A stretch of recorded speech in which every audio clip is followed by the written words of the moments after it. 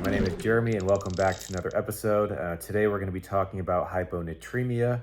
It is the most common electrolyte disorder, so it's important to understand how to work this up appropriately as we're going to encounter it very often. This is also one of the most complex ones to understand, so I'm going to try to break it down in an easy to learn manner so that we can apply this to our patients in our clinical practice, and I hope it helps. Okay, so start to become symptomatic with hyponatremia in a mild way around 125 to 130. You may get a slight headache, feel fatigued. Then you start to get more moderate symptoms around 120 to 125. Could manifest itself as vomiting and worsening symptoms, and then less than 120, severe. And if you're in a severe hyponatremia that is acute, some people can live chronically at these lower levels. But if it's a precipitous drop or an acute drop, you can get these severe manifestations. So if you get severe manifestations, if you're obtunded, if you're seizing, that's when you would not do the rest of this algorithm we're about to get into and just treat with 3% normal saline. So that's in a category of its own. Okay, so with hyponatremia being the most common electrolyte disorder that we are going to encounter, I'm going to try to break this down in a very simplistic way. This is one of the more complex electrolyte disorders to learn, but it's important to get the basics down. So you encounter a patient, they have hyponatremia, and then you want to start to break down and try to figure out why. So next thing you want to check is the serum osmolality, and that can be broken down into 3 parts. So they can either be hypotonic with a low serum osmolality, less than 180, normal at 180 to 185, or isotonic solution, or a hypertonic solution greater than 185. So you can get this lab back as a lab order that same day and figure out which category you fall into. So why would something be isotonic? That can be from hyperlipidemia, it can be from hyperproteinemia. And why would something be hypertonic? Usually that's from glucose. So that would be a hyperglycemic event. Other reasons would be mannitol or a sorbitol solution, or even contrast dye can cause a hypertonic. Now these are actually classified as hypertonic hyponatremia, and these are classified as a pseudo-hyponatremia. So very incorrectly, people say hyperglycemia is a pseudo-hyponatremia, and that's not actually correct. So the pseudo-hyponatremias are due to hyperlipidemia and hyperproteinemia. So if you encounter this, there's plenty of solutions online on how you can quickly correct this and see what your true sodium is going to be. There are certain scenarios where you correct this out and it's not fully corrected, and you have one of these other causes of hyponatremia impacting this as well. So that's why it's important to go through the entire algorithm when dealing with a hyponatremic patient. Now, the majority of disorders are going to be due to a hypotonic hyponatremia. So we have our low sodium, we check the serum osms, it's low. Now the next step is to assess the volume status of the patient. So volume. Are they hypovolemic? Are they euvolemic? Or are they hypervolemic? And there's 2 urine studies that we're going to get to go along with this. It's going to be urine sodium and the urine osms. Urine osms are correlated with your ADH, and urine sodium is more from your kidneys. So for hypotonic and hypertonic, you want to check that urine sodium. It's either going to be greater than 20 or less than 20. So in a hypotonic hyponatremia with a low sodium, my kidneys are going to want to reabsorb sodium in the serum, making the urine more dilute. So if the kidneys are functioning great, my sodium should be less than 20. So what are some reasons where the kidneys are still going to be working great, but my free water is down?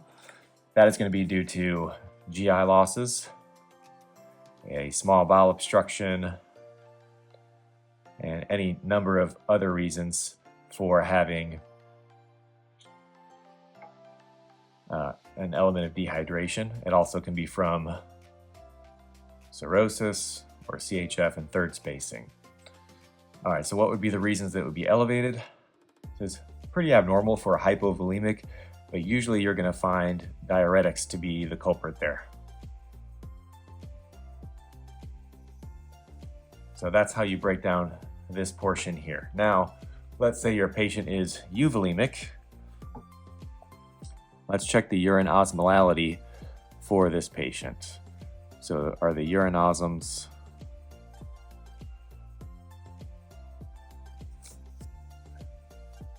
greater than 100 or less than 100? So if the urine osms are greater than 100, remember, this is related to, is the antidiuretic hormone working appropriately? So if ADH is working appropriately, you're going to hang on to more free water in the body, creating a more concentrated urine.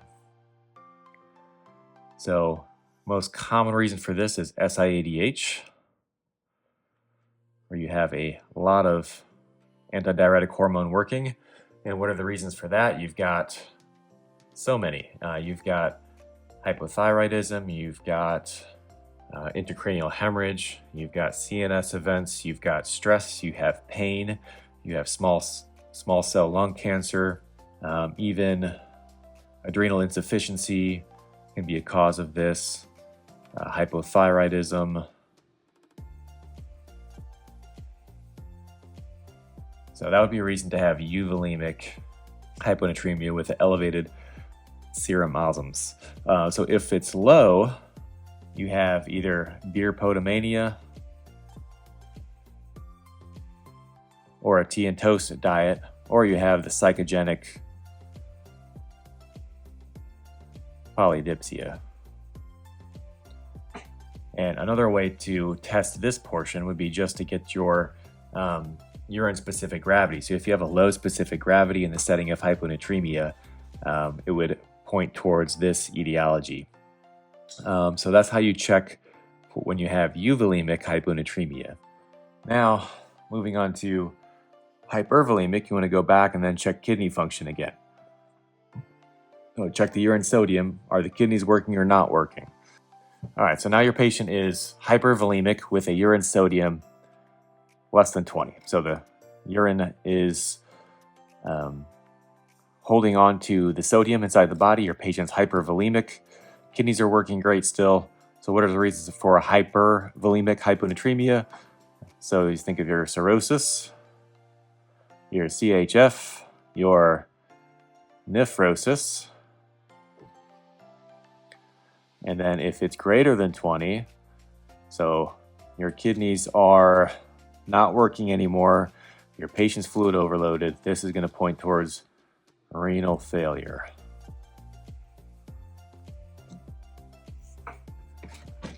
And that really is the workup for these. So how do you go about treating these conditions? So if your patient is hypovolemic and they took too many diuretics, you withhold the diuretics and potentially give them some fluid back.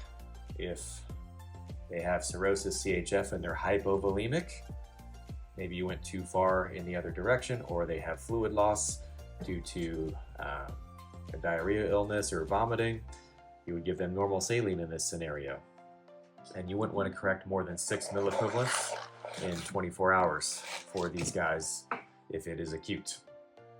Now for euvolemic, you do a fluid restriction, and there's different charts to look that up. Usually 1 to 1.5 liters, 1.5 liters of fluid restriction for these guys. Now if it's due to psychogenic polydipsia, you just have them go back to a normal fluid intake.